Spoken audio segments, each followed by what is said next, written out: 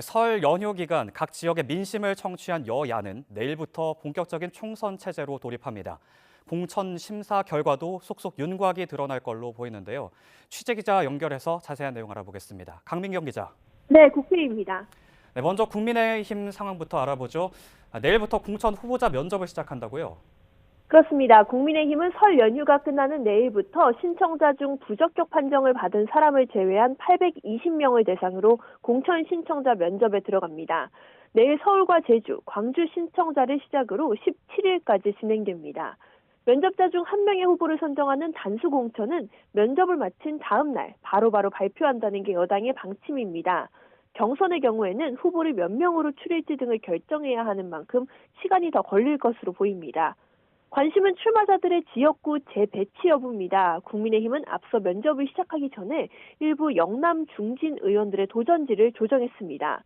5선의 서병수 의원과 3선의 김태호, 조혜진 의원을 이른바 낙동강 벨트라고 불리는 여당의 험지, 즉 민주당 현역 의원 지역구에 출마하도록 한 겁니다.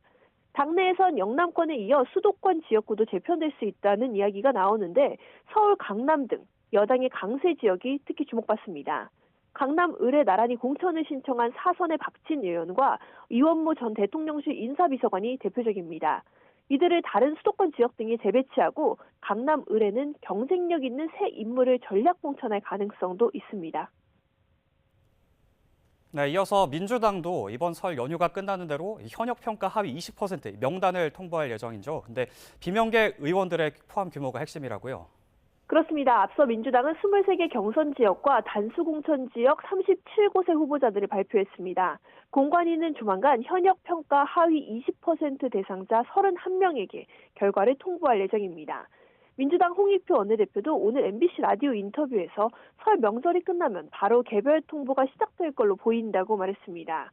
하위 20% 명단에 든 의원들은 후보 경선 과정에서 얻은 점수의 20%, 특히 하위 10%는 최대 30%까지 깎입니다. 하위 10%의 경우 사실상 컷오프에 가까운 불이익을 받게 되는 겁니다. 최근 민주당에서는 임혁백 공관위원장의 윤 정권 탄생 책임론 발언으로 불거진 친명계와 또 친문계 간의 갈등, 이른바 문명 갈등이 불거진 상태인데요.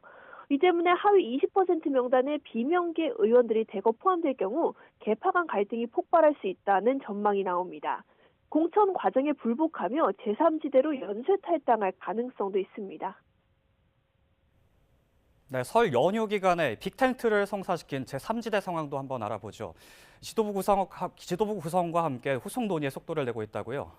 그렇습니다. 이낙연, 이준석 대표가 손잡은 개혁신당은 오늘 김만흠 전 국회 입법조사처장과 김용남 전 의원을 정책위의장으로 공동 임명했다고 밝혔습니다. 김철근 전 국민의힘 당대표 정무실장은 사무총장으로 선임됐습니다. 전략기획위원장에는 이훈 전 의원이, 수석 대변인에는 허은하 전 의원이 지명됐습니다. 이렇게 핵심 당직자들을 인선한 개혁신당은 내일 첫 정식 지도부 회의를 진행하며 당원 당규와 강령 등도 본격적으로 논의하겠다는 방침입니다. 개혁신당은 위성정당을 만들지 않겠다고 공언했는데 가장 큰 쟁점은 공천 문제를 어떻게 풀어나갈지가 될 걸로 보입니다. 지역구 공천도 중요하지만 크게 4개 세력이 연대한 상태인 만큼 비례 순번 배치를 놓고 물밑 기싸움이 예상됩니다. 이런 가운데 항소심에서 실형을 선고받은 조국 전 법무부 장관은 오늘 문재인 전 대통령을 오후에 예방합니다. 이어 내일 부산에서 신당과 총선 관련 입장을 밝힐 걸로 알려졌습니다. 독자 노선을 택할지 혹은 민주당이 추진하는 범진보 세력 비례연합정당과 함께할지 관심이 쏠립니다.